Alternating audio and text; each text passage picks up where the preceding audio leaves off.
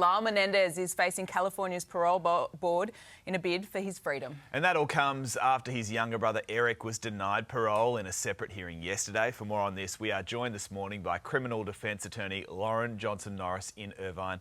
Lauren, thanks for your time. Appreciate it. Eric was denied parole, of course. Are you expecting a similar result today? I think we'll get the same result. They both had similar types of backgrounds while they were incarcerated. Same crime. I expect the same result. We had heard, Lauren, in the past that the brothers had been model prisoners of sorts. So specifically, why was Eric knocked back yesterday?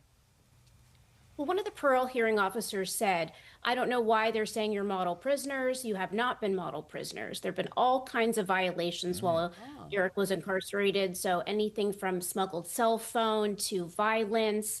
Ultimately, it's the behavior that took place while they're incarcerated that has a big impact on whether or not they get released, because it's a question of whether or not they'll conform their behavior to the rules of society upon release. So the hearing officers didn't think that they had done that and didn't think they were model prisoners. Of course, the television series has really elevated this case in terms of national interest or international interest. I'm intrigued to know what the public reaction has been like to these parole hearings. I'd say there's a mixed reaction. I'm looking online, talking to my colleagues, kind of watching on TV, and I see that there are people who are hardcore supporters and really wanted them released.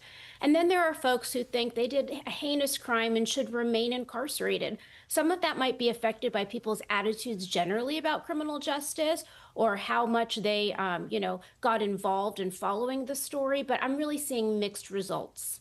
This isn't the end of the road, though, for Eric, right? The California Governor, Gavin Newsom, could intervene? The governor could intervene. I think it's unlikely, but he could.